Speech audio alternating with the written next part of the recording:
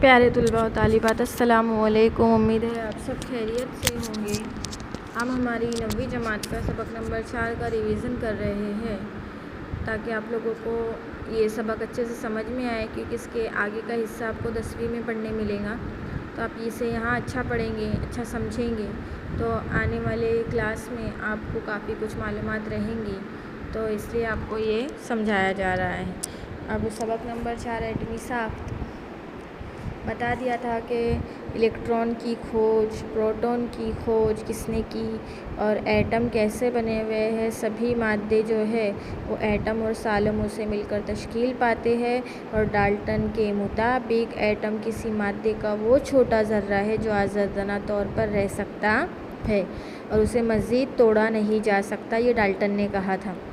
लेकिन उसके बाद जब दूसरे साइंसदान आए तो उन्होंने एटमों पर तजुर्बा किया, तो तजुर्बे की बुनियाद पर उनको पता लगा कि उन्होंने बताया कि एटम आज़ाद हालत में नहीं रहते। डाल्टन ने बताया था एटम आज़ाद हालत में रहते हैं, लेकिन उन्होंने कहा कि एटम आज़ाद हालत में नहीं रहते और एटम का बुनियादी ज़र्रात जो है, जो एटम की बुनियाद होती है वो प्रोटॉन से होती है और उसके बाद फिर न्यूट्रॉन से होती। फिर उसके बाद उन्होंने इलेक्ट्रॉन की खोज की। जे थॉमसन ने 60 सेम लंबी ट्यूब के ज़रिए सब बताया गया है। आपको दोबारा इसलिए बताया जा रहा है कि आपका जहन नशीन हो जाए।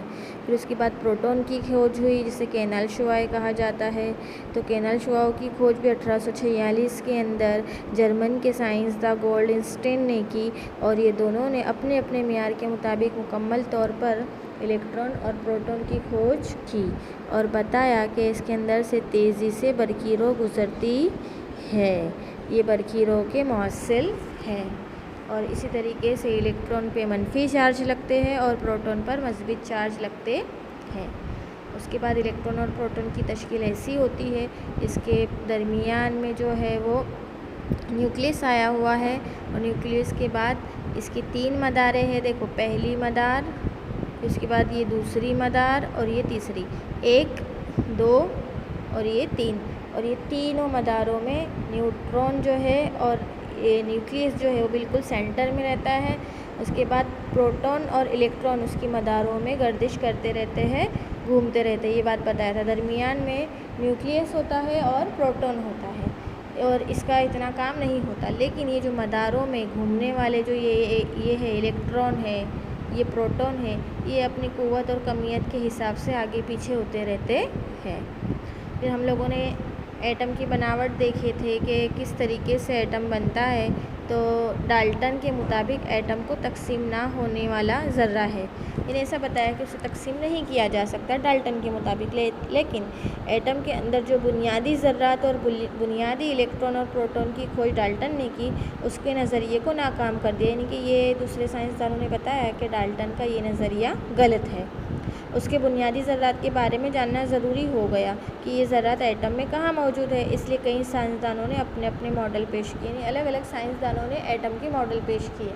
अब एटम तो सबको पता चल गया कि जिसमें इलेक्ट्रॉन और प्रोटॉन दोनों होते हैं वो एटम कहलाता है और उसकी साख्त जो हमने पीछे देखे, एक एटम की साख्त इस तरीके की होती है। और साइंसदानों ने अपना अपना मॉडल क्यों पेश किया? फिर थॉमसन ने अपना मॉडल पेश किया। तो थॉमसन के मुताबिक जे थॉमसन ने बताया, ऐसा मॉडल पेश किया कि उसके पूरे हिस्से में मस्बित चार्ज फैला दिए और उसे कहीं कहीं पर मनफी चार्ज बिखरे हुए दिखाई दिए।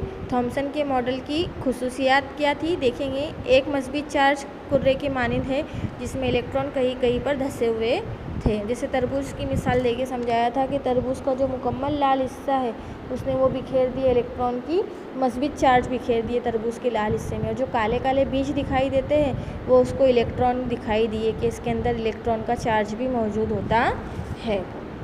फिर उसके बाद आए रुदरफोर्ड। तो रुदरफोर्ड के ने जो खोज की तो उन्होंने सोने के वरक़ के ऊपर अल्फ़ा शुआओं की बौछार की और बौछार करने पर क्या पता लगाया कि जो सीधे ज़र्रात निकल गए, वो सीधे ज़र्रात, बहुत कम ज़र्रात जो थे इधर उधर भटक गए। लेकिन जो रुदरफोर्ड को ऐसा लगा कि सोने के एटम में इलेक्ट्रॉन से घिरे मरकज़े में प्रोटॉन का एक छोटा सा भारी हिस्सा मौजूद है और सिर्फ वही ज़र्रात मरकज़े से टकराए और वापस आए, बाकी ज़्यादातर तो आर पार निकल गए क्योंकि वो हिस्सा खोखला था। यानी सोने की पार्टिकल्स के ऊपर जब उन्होंने शुआओं को गुजारा तो जो सीधी सीधी निकल गई वो सीधी सीधी वो खोखले ज़र्रा से निकल गई, और जो टकरा कर वापस आई तो वहाँ उन्हें पता लगा कि यहाँ प्रोटॉन का कुछ हिस्सा बाकी बचा हुआ है। उनके नताइज ये निकले थे कि एटम का मरकज़ मज़बूत बरक़ीबार वाला होता है, यानी मरकज़ में मज़बूत बरक़ीबार होती है। फिर रुदरफोर्ड के मॉडल की खामियां भी निकली, तो उन्होंने ये बताया मरकज़ में चारों तरफ बने हुए मदार में इलेक्ट्रॉन गर्दिश करते रहते हैं, लेकिन घूमते हुए इलेक्ट्रॉन में इसरा यानी ताकत पैदा होती है, और इसरा पैदा होने के दरमियान तवानाई में कमी वाक़ होती है, और ऐसा एटम के लिए ये स्टेबल यानी सूट नहीं करता। फिर उसके बाद नेल्स बोर आए। नेल्स बोर का एटमी मॉडल यूँ था, और उनके एटमी मॉडल में बहुत छोटा मरकज़ था जिसमें प्रोटॉन की तादाद भारी है, और जबकि नन्हे नन्हे इलेक्ट्रॉन मरकज़ के चारों तरफ गर्दिश करते रहते हैं। और नेल्स बोर का दायरी नुमा इस खोल को मदार कहते हैं। ये बताया था मैंने आप लोगों को, पहली मदार, दूसरी मदार, तीसरी मदार। तो इस तरीके से इन्होंने ये जो मॉडल पेश किया ये शमसी सैयारों के ऊपर से किया, जो सूरज के इर्द गिर्द 9 सैयारे गर्दिश करते हैं उसके ऊपर से उन्होंने इलेक्ट्रॉन का मॉडल तैयार किया।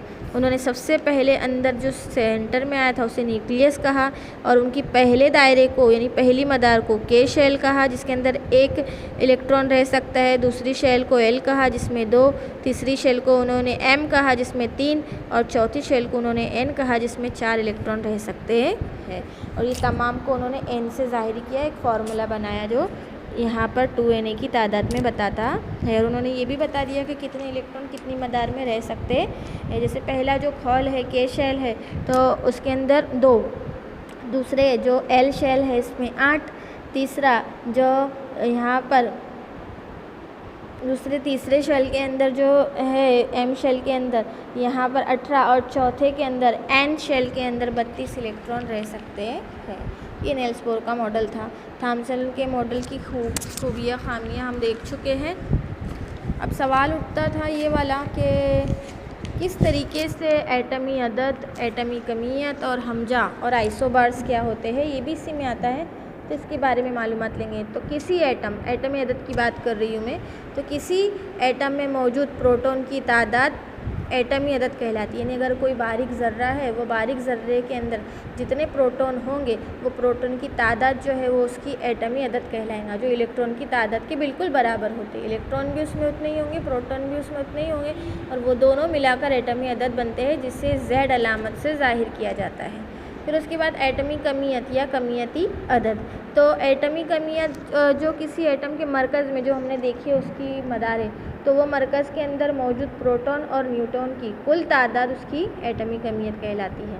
इसका फार्मूला भी बनता है कमियती अदद बराबर प्रोटॉन की तादाद जमा न्यूट्रॉन की तादाद, यानी जितने प्रोटॉन होंगे वो, जितने न्यूट्रॉन होंगे वो, और वो दोनों मिलाकर फिर उसका कमियती अदद बनता है। जैसे प्रोटॉन 2 है और न्यूट्रॉन 1 है, तो 2 और 1 को मिला दिए 3, तो इसका कमियती अदद बन गया 3।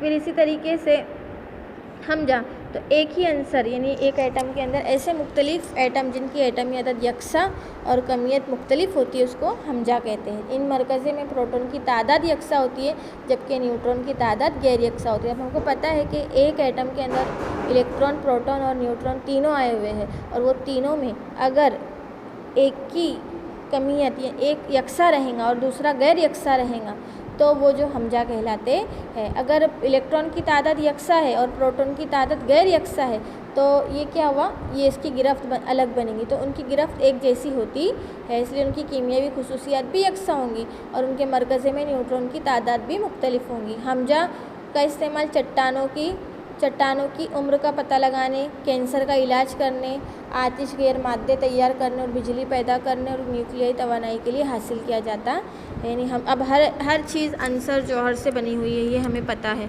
तो इस तरीके से बड़े बड़े जो चीज़ें हैं वो हमें इसी तरीके से पता चलेंगी कि अंसर और जौहर के अंदर कितनी ताकत है, क्या है। तो इस तरीके से बड़ी बड़ी चीज़ों में हमजा का इस्तेमाल किया जाता है कि कितने न्यूट्रॉन, कितने प्रोटॉन उसमें आए हुए हैं, किसकी कितनी कद्र है। इस तरीके से हमजा तैयार किए जाते हैं। इसका पता लगाने का जो काम है कैंसर और आग लगाने वाले मादे, बिजली पैदा करने वालों में और न्यूक्लियाई तवानाई पैदा करने में इसका इस्तेमाल किया जाता है। अब हमजा की जो खुसूसियात थी कि हमजा में इलेक्ट्रॉन और प्रोटॉन की तादाद हमेशा बराबर रहती है। हमजा क्या है, एक चीज़ हम देखेंगे तो उसमें इलेक्ट्रॉन और प्रोटॉन की तादाद आप पूरा एटम ही इलेक्ट्रॉन प्रोटॉन पर घूमता है और इलेक्ट्रॉन प्रोटॉन की तादाद यकसा रहेंगी तो वो हमेशा बराबर रहेंगी हमजा में। एक ही आंसर के मुख्तलिफ हमजा की खुसूसियात भी कैसी रहती है, यकसा रहती है और हमजा के मरकज़ों में यकसा बरकी बार भी मौजूद रहता है। जो शेल मैंने आपको 3 ग्रुप वाला बताया, वो ग्रुप के अंदर जितनी तादाद जिसकी रहेंगी वैसे हमजा की तादाद बनती है। अब आइसोबार यानी ऐसे मुख्तलिफ अनासिर जिनकी कमियती अदद यानी एटमिक नंबर जो होता है वो मुख्तलिफ होता है, वो आइसोबार कहलाता है। जैसे मिसाल के तौर पर कैल्शियम जिसका एटमी अदद 20 और आर्गन जिसका एटमी अदद 18 है, लेकिन दोनों की कमियत जो है वो 20 है, यानी नंबर तो उनकी अलग है, कैल्शियम का 20 है और आर्गन का 18 है, लेकिन उनकी कमियती अदद देखेंगे तो वो दोनों की 40 आ रही है। यानी दोनों को अगर जमा करेंगे तो 40 में 2 कम होंगे, 38 होंगे, लेकिन फिर भी उसकी कमियती अदद 40 कहलाएंगी। तो वो जो कहलाते हैं वो आइसोबार कहलाते हैं। कल इसकी तफसील हम और देखेंगे शक्ल के ज़रिए। आज की वीडियो में इतना ही। कुछ समझ में नहीं आ रहा है तो आप मुझे पर्सनली मैसेज कर सकते हैं और इसे नोटबुक में लिखने की भी कोशिश करेंगे, अच्छे से लिख कर ईमेल सेंड करेंगे इसके सवालात के जवाबात को। और आज की वीडियो में इतना ही। नहीं समझ में आता है तो आप मैसेज करें। अल्लाह हाफिज़।